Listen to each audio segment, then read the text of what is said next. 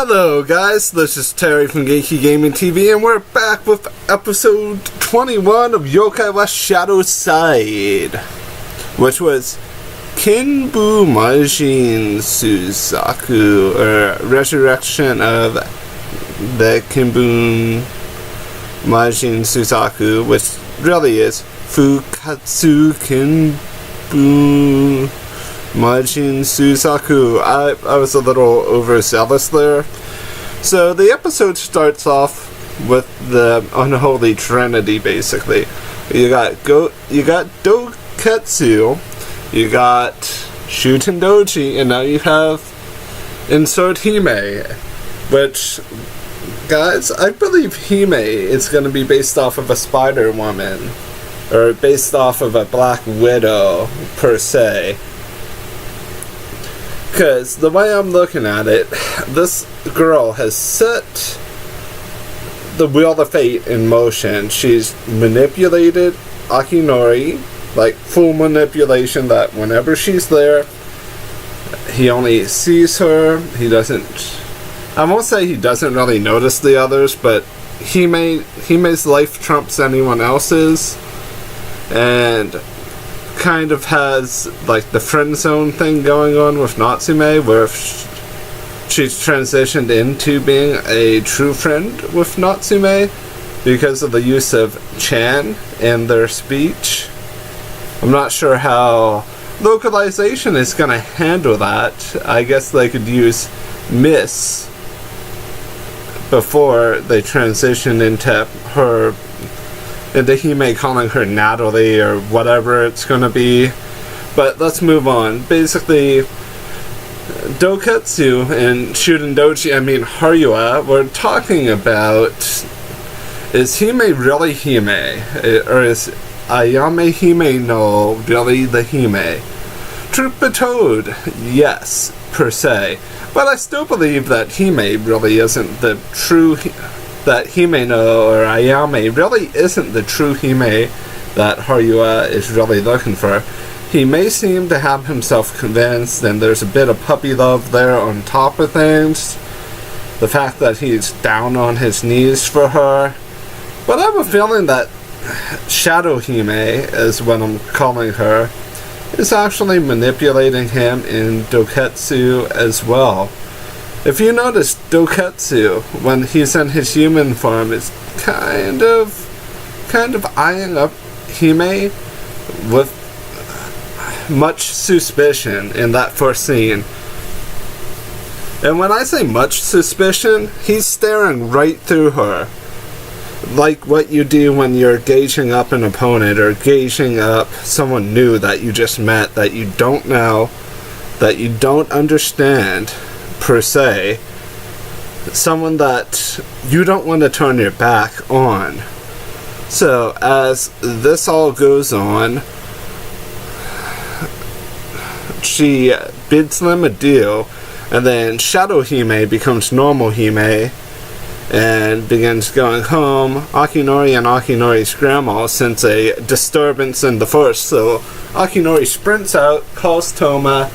Toma gets a hold of Natsume and Keisuke, while Akinori is running in the direction of the disturbance, and then is met with our boy Doketsu. Well, not really our boy, soon to be our boy, cough cough, because Doketsu is going to join us, is what I'm saying.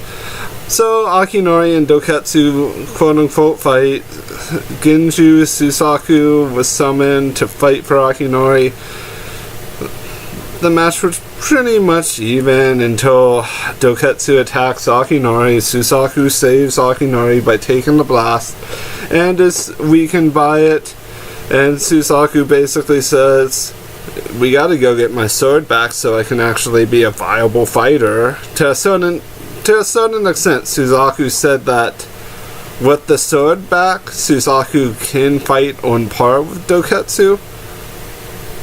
And that Doketsu, like, the way Doketsu was acting, it enforced that he was playing with Suzaku, not really going full force. And guys, I'm just gonna admit, I thought like human form or like Majin form Suzaku was going to be a girl when I originally saw the scan, because you see Suzaku from a weird side angle where you really only see like the face. It's for some promotional art. Now I'm gonna say it's safe to assume that all of these Inma class yokai are going to be guys. Going to 100% be dudes, because Doketsu's a dude, Fudomio's a dude, Suzaku is a dude, the other two, or the other one, quote unquote, is probably a dude as well. But Suzaku, when Suzaku went down, Doketsu saw the rest, well, basically Natsume, Keisuke, and Toma coming running at Akinori.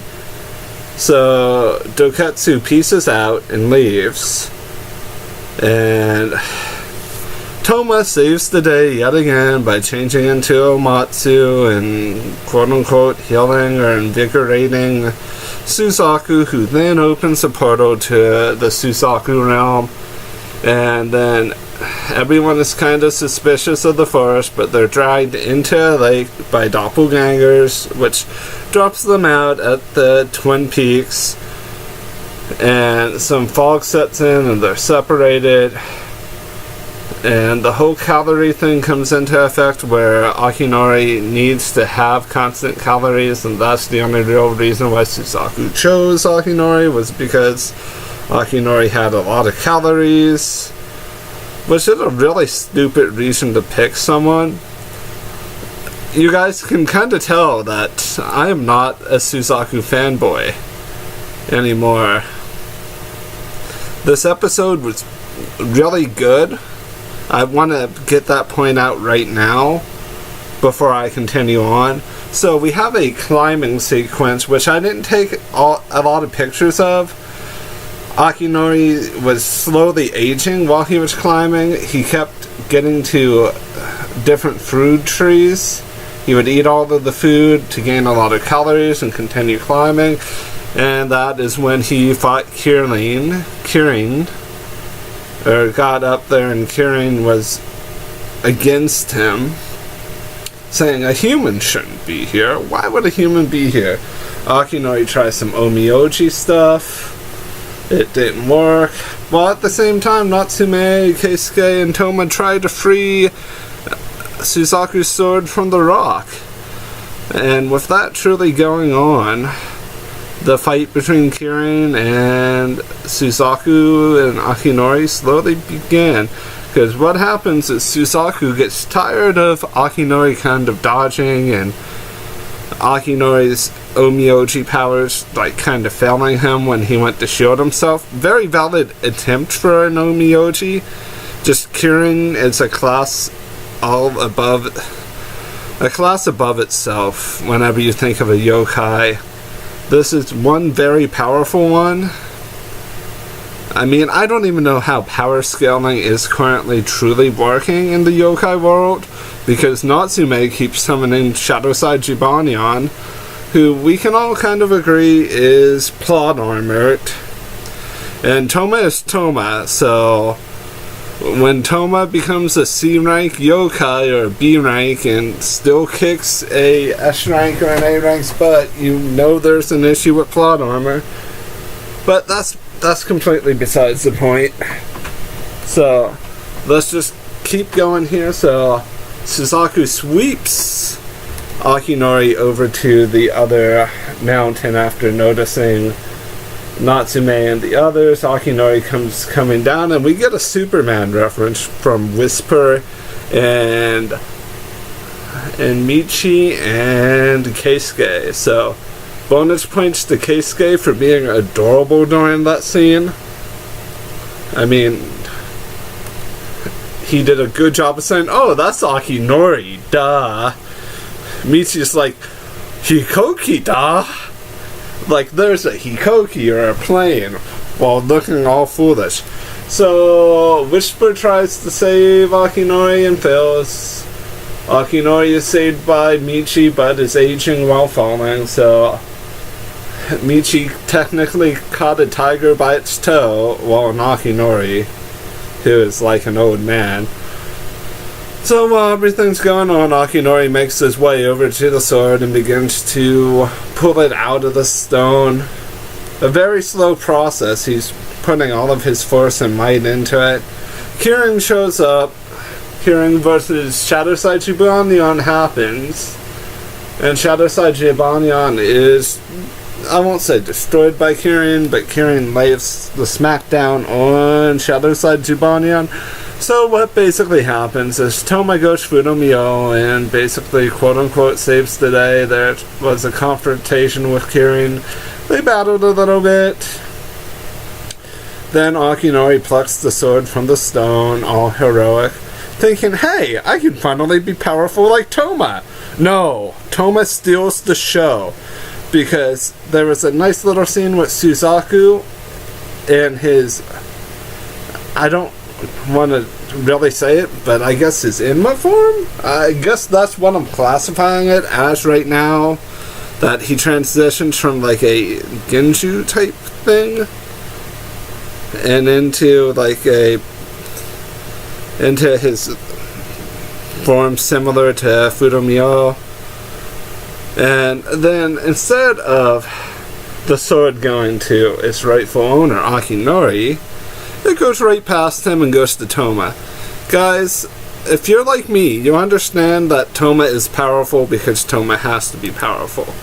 But at the same time, there was a picture in here like showing Fudomyo in the center and the 4 other blades. Basically Doketsu, Suzaku, and the other 2. And they were all 5 grouped together. This made me believe, while watching, that each of our protagonists in Haruya would have a blade.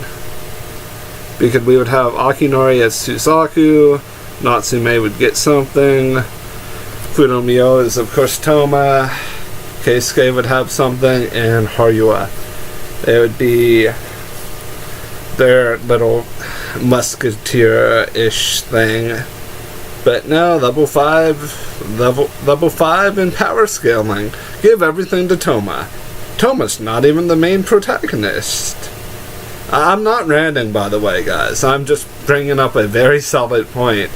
I like Toma as a character, despite the true inability to show emotion. Like, not the voice actor. I'm not dissing the voice actor, I'm dissing his facial expressions.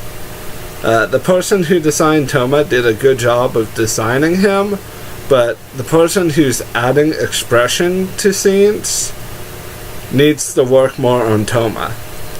Everyone else emotes perfectly. Unless you're gonna add a big, bad, sad backstory that Toma parents left and never came back. I've not watched the movie, by the way, the original one, because I need to do a review. So, yeah. I'm gonna do a review of the movie very shortly. I think within the next 2 weeks. So, yeah.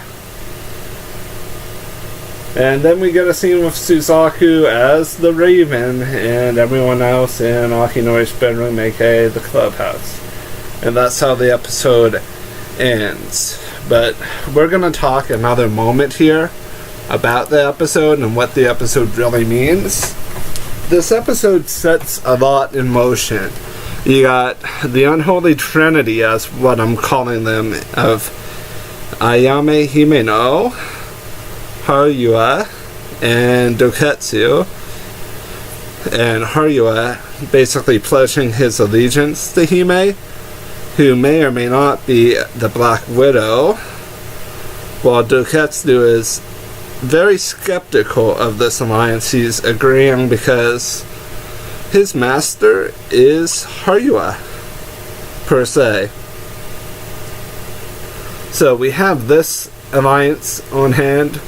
You also have Kirin being a Genju like Yokai and Suzaku, And right now, guys, I'm not even sure if Akinori gets to keep Phoenix from Suzaku, or if that goes to Toma as well, because Toma's not greedy, but Level-5.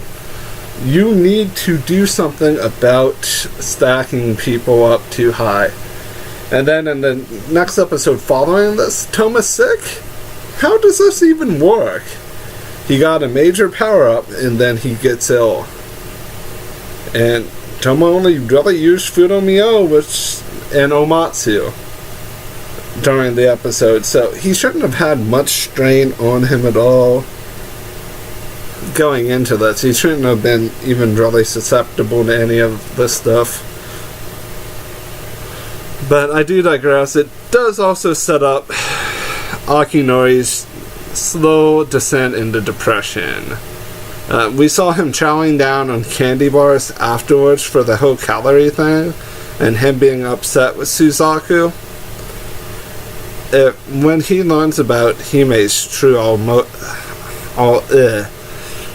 when he learns Hime's true plan, he's going to be devastated.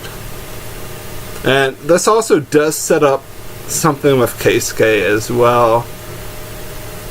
And what that sets up is Keisuke hasn't received an arc in quite a few episodes. I know Natsume is quote-unquote our main character, but this does set up an opportunity for Keisuke to gain an arc in the next couple episodes. I feel like he needs something else to go at Buribancho. And I kind of feel like Junior is kind of both Natsume and Keisuke's yokai. And of course, Whisper is neutral, and a couple other arcs are probably neutral. But at the same time, I feel like Keisuke is getting something soon.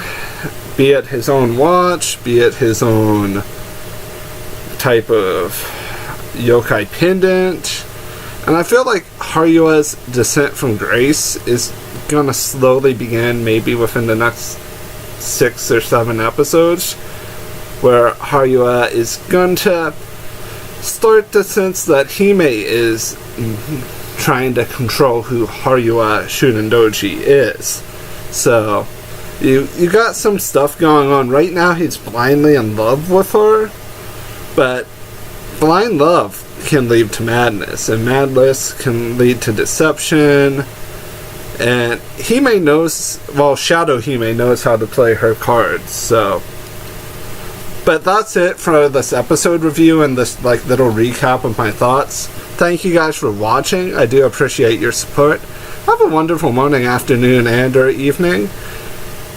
Bye bye.